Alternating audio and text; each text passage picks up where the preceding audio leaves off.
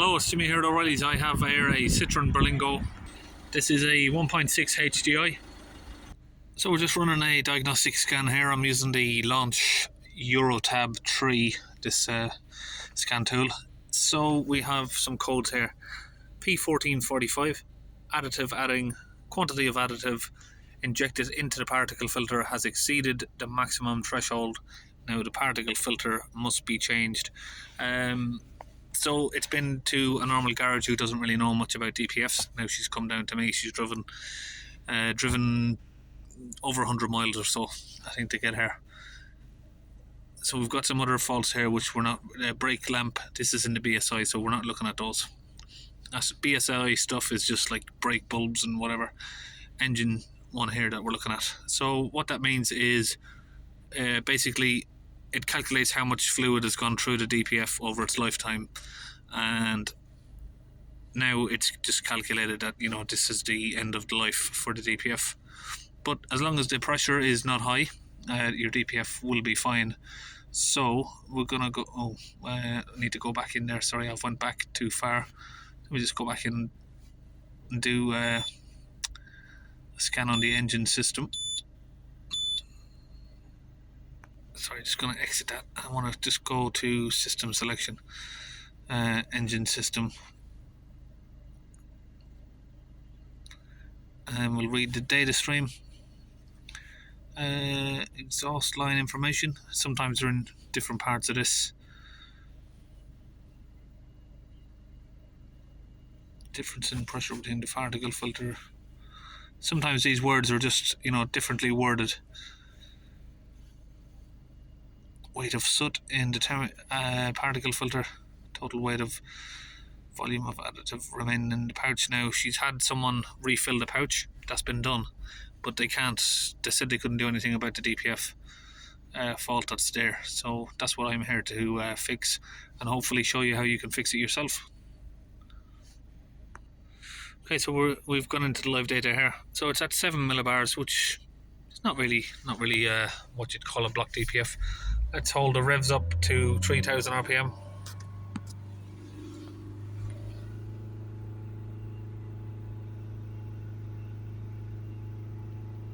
Yeah, so I'd say the DPF's not really that blocked.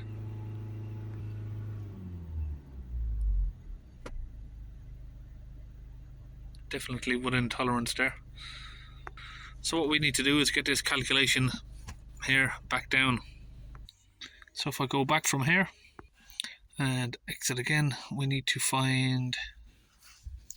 just get out of the data stream there and hopefully find it in the special functions.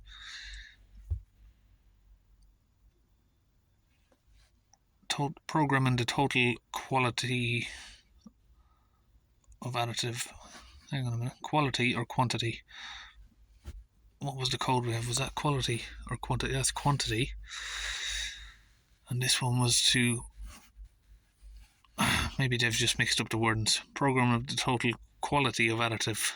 So yeah, let's go in there, see if we can reset that. Sorry, I didn't realise it's blurring out a bit on the screen. In the aid table, find the quantity of the additive is correct for the vehicle mileage and program it into new ECU. So the total amount of additive that we've put in there, so we're going to reset that to 0.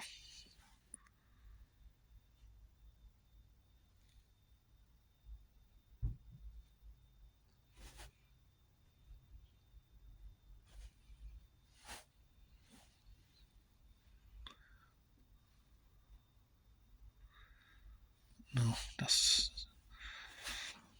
system is a little bit different to what I'm used to. Forced regeneration, no. Pack reparation, replacement parts, replacement of the EGR. Need to find like a replacement of the particle filter. There you go. So we just need to switch off the ignition.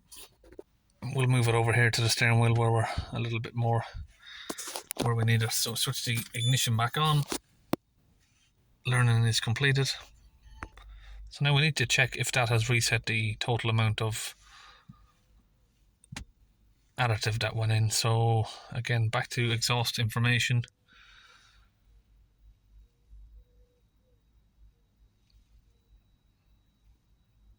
This one. Now it's back to 0 grams.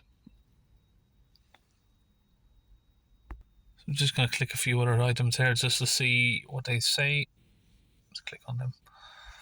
So total distance, before blah blah, total weight. So we've reset these to 0 now.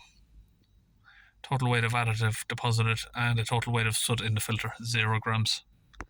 These are the two that just get calculated over time when you're driving, and when they get too high, it will just say that the DPF needs to be replaced.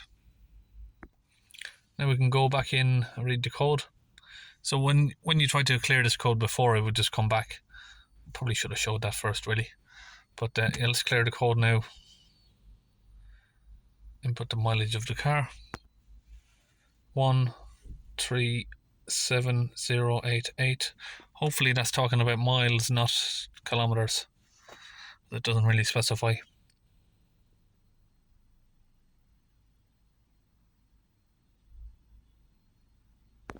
Okay, that's all done. We'll go back in, read the code. Now the code is cleared. So now we'll run the vehicle for a while.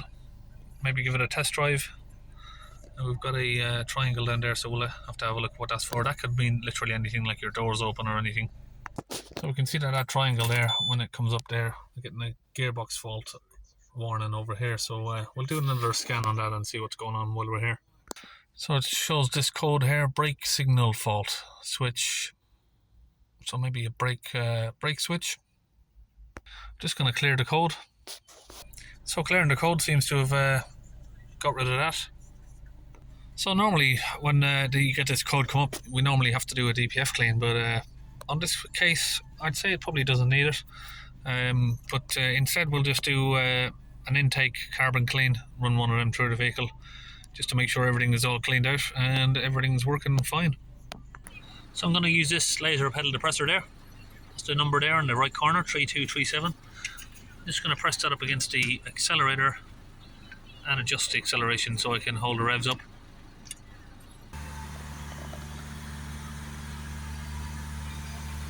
So I've got the intake there just pointed upwards.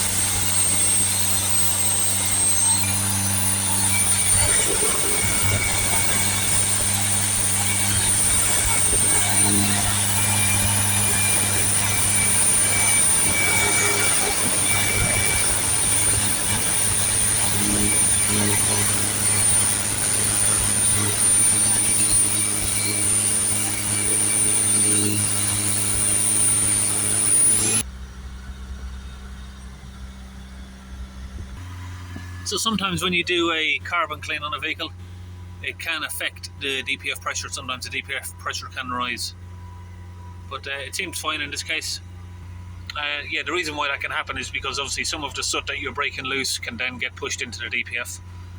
So this one seems okay for now. So what have I been using in that? Same thing that I use in my own van to clean out the engine, or same thing I use to clean the DPF. I use this. It's particle filter cleaning fluid, but it's exactly the same thing. I used to use the Revive fluid if you've been watching my channel for years.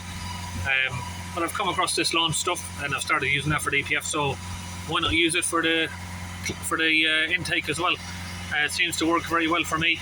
Just obviously if you're using this method yourself, you just got to be careful that you don't overwhelm the engine. Keep the revs up while you're spraying it and you should be fine. I've been doing this for about 10 years and it's been absolutely fine for me. So like I said, when you do the carbon clean, sometimes you can loosen a lot of carbon up and increase the pressure. you can clean your engine, but then it can actually have a knock-on effect on the DPF because all of that soot then into the DPF. You can stick one of these in the tank to help with that in the process while the soot is coming loose. This will help keep the DPF clean. So this stuff works a little bit different. This goes in the tank and it works while you're driving the vehicle. So just need to try and get that in there.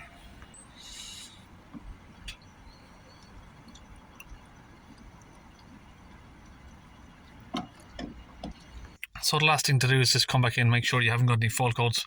When you disconnect the airflow pipe, you can set off faults for that. But in this case, it seems to be okay. That's it. We'll take the vehicle for a test drive and it'll be all finished. So we'll see you on our next video.